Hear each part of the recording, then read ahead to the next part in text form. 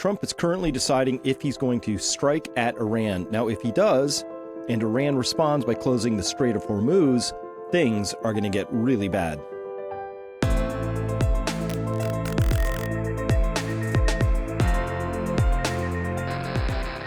Hello, everyone. Dr. Chris Martenson here, and I'm back with another update for you. I have to ask and answer this question: what happens if the Strait of Hormuz gets closed? Now, if you don't know what the Strait of Hormuz is, that is a tiny little stretch of water that exists in the Persian Gulf. And here we can see all of the different choke points or passage points, if you will, for how oil transits around the world, with the numbers in there being millions of barrels per day. Strait of Hormuz clocking in at 20.9, let's call it 21. Strait of Malacca, Panama Canal, all of those other places. So Strait of Hormuz, obviously very, very important. And by the way, some of that 20.9 also comes out of there and then goes through the Strait of Malacca. So little double counting in here. This is the Strait of Hormuz in that red circly area right there. This is Iran, the UAE here, and all of these countries. You have Saudi Arabia and Iraq and Qatar. Everybody who produces oil puts it on a boat, and it has to go right past this little bend right here. So we have to talk about this because the strait is just a 2-mile wide. It's got a couple of 2-mile wide navigable channels, one for inbound, one for outbound. That's it. It's so narrow, there's only room safely to operate, having one set of ships coming in and one set of ships coming out of there. All right, now, here's where most of that oil goes. It says mostly to Asia. And you might say, oh, well, if the Strait of Hormuz gets shut down, obviously China, India, and other Asia, they're going to be the most harmed. But it's irrelevant because global oil is global oil. It ships to the highest bidders. So if that strait gets shut down, all of a sudden, all of that oil that was coming out of the Middle East that isn't transiting the Strait of Hormuz comes off the market. The market prices rise dramatically, and then everybody starts competing for it and bidding for it, including China, India, and other Asia. Now, if that happens, we could see oil go to $200, $300, $400 a barrel. It depends how long the strait is closed down for. And if that happens, our debt-addled global economies in the West just take it right in the shorts. It's going to be pretty miserable and would cause, I would think, market crashes and other derivative problems depending on how long it goes on for. So we got to take this seriously. And it turns out, about 20% of the world's oil consumption, because the world burn about 100 million barrels a day, about 103. And about 21 of that comes through the Strait of Hormuz. So you might say, oh, that's 20%. We could do with a 20% outage for a little while. But in fact, a lot of countries produce and consume their own oil. Oil prices are set, as they say, at the margin.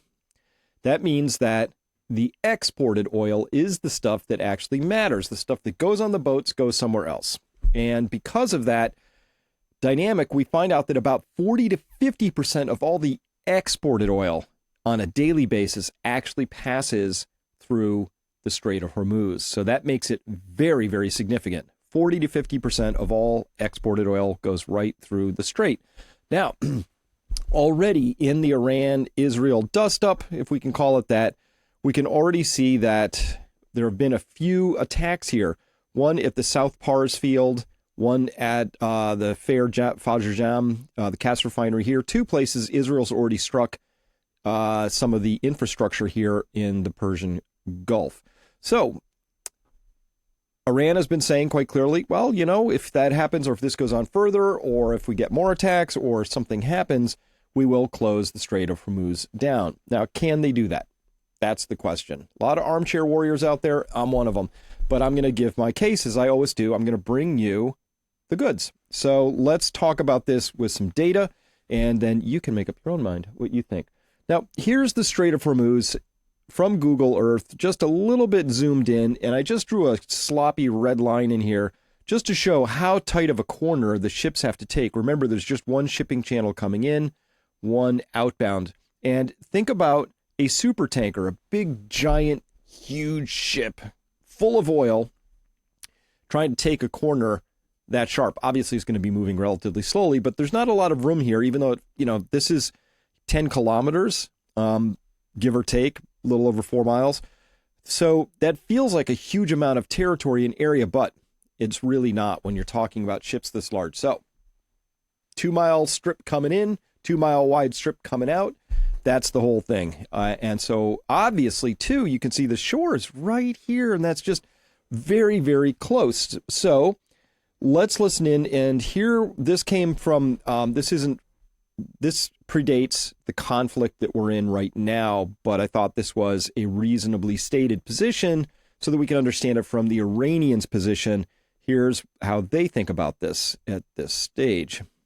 They cannot win a war in the Persian Gulf. Anyone who looks at the map knows that from the northern tip to the southern tip of the Persian Gulf, Iran has a strong presence. And it is a small gulf or waterway, the Persian Gulf. The oil and gas facilities are impossible to protect. If there is war, the closure of the Strait of Hormuz would be a sideshow.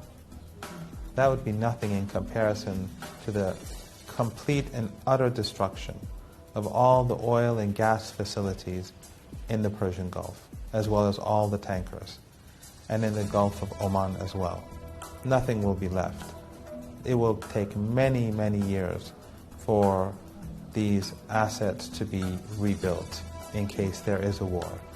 The international community will face the worst economic depression and the greatest economic catastrophe that we've seen in modern times.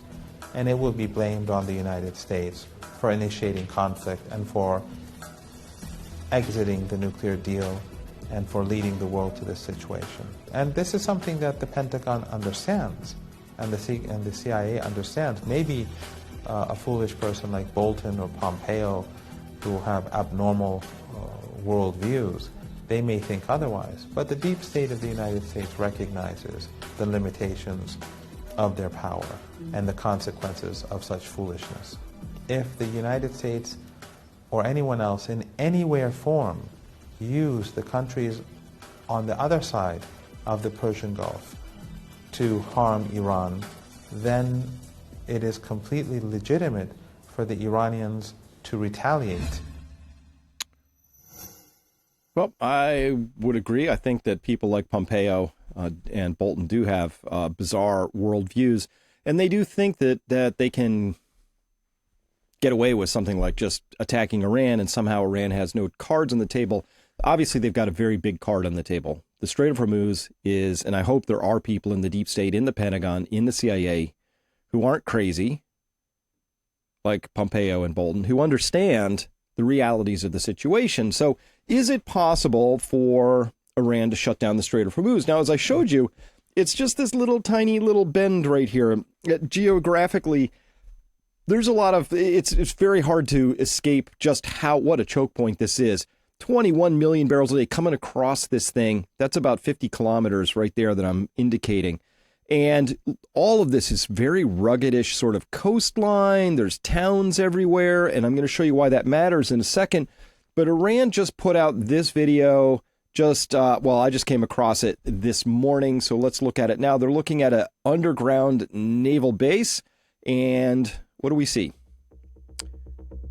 Well, they got a lot of boats in there. Those are mines, I believe. Mines that you would put in the water. Some of those look like drone boats. Those are missile launcher tubes on those particular boats right there.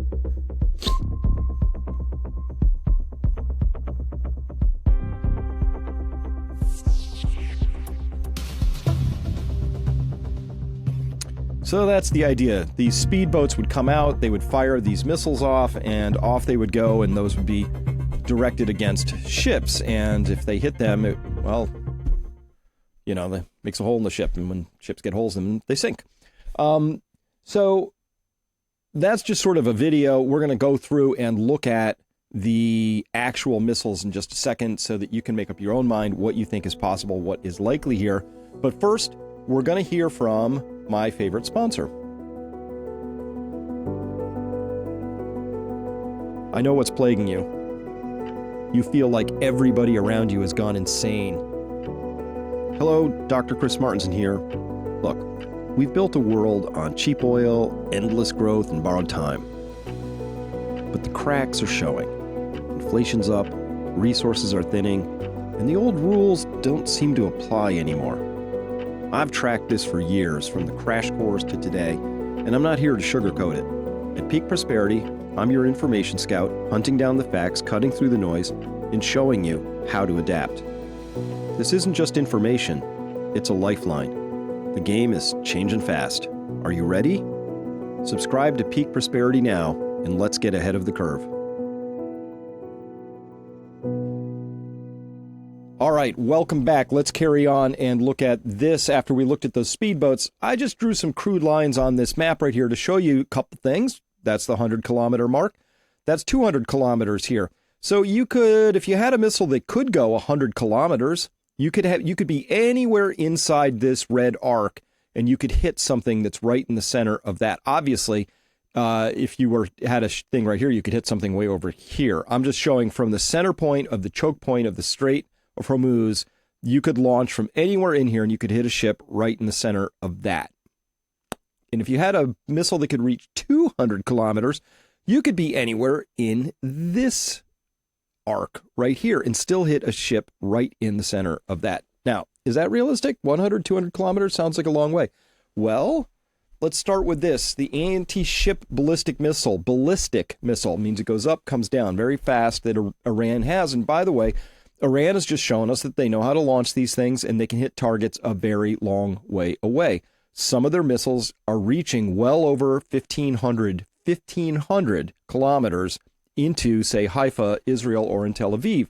So they have the Khalij Fars, the Persian Gulf anti-ship ballistic missile, and ASBM. It's derived from the Fatah 110, which they have been using, so we know they work.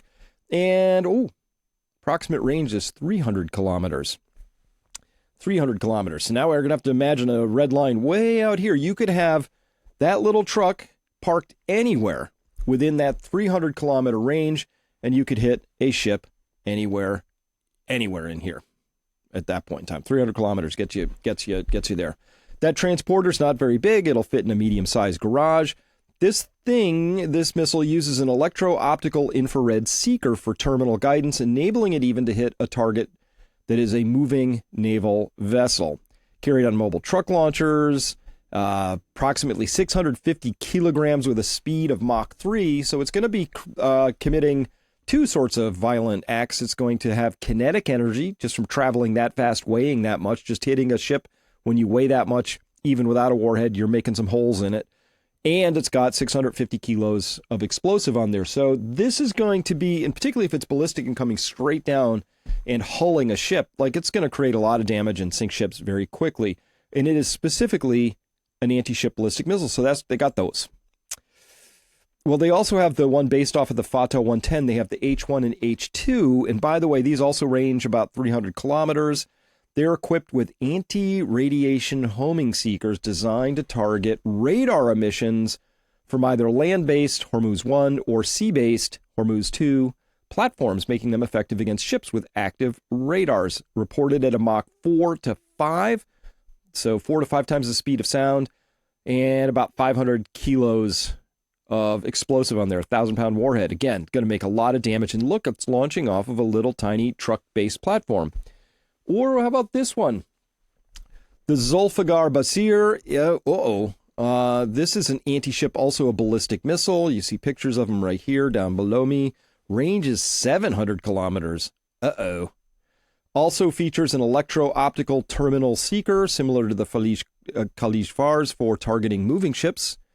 And it's deployed on mobile truck launchers. And the extended range allows it to cover the Gulf of Oman, parts of the Arabian Sea, significantly expanding Iran's maritime strike capacity. So now, all of a sudden, when we talk about any ship, U.S. naval asset, merchant marine, oil tanker, whatever, that's in the Persian Gulf is well within range of these. From pretty deep inside of Iran, which creates target problems for those who want to take all of these missile systems out. You can't miss one. You got to get them all. And you can park these things in garages. Look at the scale of these things next to a human standing next to them. You can see that, well, that's, you could probably park that in a lot of places and it would be pretty well hidden. And this is a newer Zulfiqar variant, obviously a little bit slimmer. These are a little bit stubbier or thicker, a little bit thinner here. And so this is now in multiple generations. They've been improving these things. Well, there's also the Qadars, there's the CM300s, there's the Noors. I think we saw some versions of those on those boats. Those will fly out. Those things go from 15 to 300 kilometers based on the old tried and true Chinese C-802. How about, what if they had missiles that went 1,000 kilometers? Now how hard would that be to figure out? So here, part of Iran's Kh-55 derivative lineage, turns out Iran's pretty good at the rocket thing. They've been working on it a while, and they've just shown the whole world that they work and they know how to use them. And this thing has a range of 1,000 kilometers, which is about 620 miles, deployed on an 8x8 truck chassis, and introduced into the Iranian Navy in December of 23. So it's a newer system. Features advanced guidance systems, potentially including AI for mid-flight target switching and complex flight patterns to evade detection or destruction, I would assume. Designed for long-range precision strikes against naval targets with sea-skimming mode to avoid radar, so it can also come down low and fly low and fast. Wow, that's going to be hard to stop. Well, what about 1,500 kilometers? So here they've got the Carter 380L. It's an anti-ship cruise missile. Speculative, limited reports. 1,000 to 1,500 kilometers, who knows? Mentioned on posts and X as part of Iran's advanced anti-ship arsenal. Specific details a little bit scarce. Haven't seen them in action yet. Likely truck-mounted, given Iran's preference for mobile launchers. So they know as well as anybody, Iran they know they're the underdog in this fight. Mobile launchers help even the scales a little bit, because if you have mounted land-based launchers, people know where they are, and then you go take those out as a first order of business. Trucks are a lot harder. So let's talk about that for a second. Let's imagine that these anti-ship missiles could be hidden on trucks anywhere. Let's imagine in that red circle, there's that little island thing right down there, just off of the Strait of Hormuz. Let's dial in all the way down a little further. Let's go to this town of Ramchan. Yeah, that's what it looks like. It's a targeting nightmare. You're flying over. You're in a U.S. Airplane, some kind. You got a couple of bombs, and somebody somewhere has said, "We want that one." Up to the left. Yeah, that one and the other one, in hope that you hit something, right? Obviously, these things can be hidden anywhere. That's just what you get just dialing in on this one little town. There are towns everywhere, towns and cities, structures everywhere. These things are going to be very easy to hide. So if we look at this, the Strait of Hormuz is not defendable really from truck-launched missiles. Their missiles can reach very, very far, and obviously the entirety of the Persian Gulf. And if they got spicy about it, really the entirety of the Gulf of Oman, the Arabian Sea, big chunk of that. Obviously, these missiles would create kind of a nightmare. So that's the story. And at this point, I have to say the conclusion is it's impossible for the Strait of Hormuz to be protected from these sorts of missiles. And guess what? If it is closed for any length of time, oil spikes. If it's closed for more than 30 days, oil spikes even harder. And then what happens? Markets crash.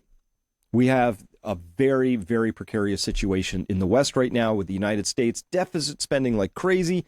We need our debt markets to keep flowing. Oil at $200 a barrel breaks our economy, and therefore it breaks our markets. Oil at $400 a barrel just breaks everything, just all of it, all at once. And so that's the problem here. Now remember, as I'm fond of saying, it's not really the destination. If we went to $400 a barrel over the next decade, we'd manage it. But if we go to $400 a barrel in the next month or two, then we have a huge problem. So if you see the Strait of Hormuz getting attacked, if there's anything kinetic that happens in there, if Iran mines it or a tanker, God forbid, gets hit and is on fire, I just want you to run, not walk, towards your final preparations. Now, I got to talk about this with part 2 of this is for subscribers back at Peak Prosperity. For my members, we are going to be talking about a number of things, including how likely is a U.S. bombing campaign against Iran this weekend, how much further escalation and what would happen if that happens economically, and then we have to talk about the MAGA fracturing that's underway, and we're going to talk about that in the context of rats in a cage and this 5th-generation warfare that is being levied, I believe, to demoralize us, to break us apart, and to have us begin to lose faith, because that's what somebody really wants. So that's what we're going to talk about. For everybody else, thank you for listening. Let's talk about this. If the Strait of Hormuz gets attacked, now you know it was unavoidable in a sense that as soon as you bomb a country that controls the strait, you should expect that you're going to have trouble in the strait. If that happens, this will be a self-inflicted wound by the West upon itself, and what happens next is completely predictable. Our lives get harder. With that, thank you very much for listening. I'm Chris Martenson. I'll see the rest of you back over at Peak Prosperity. Bye for now.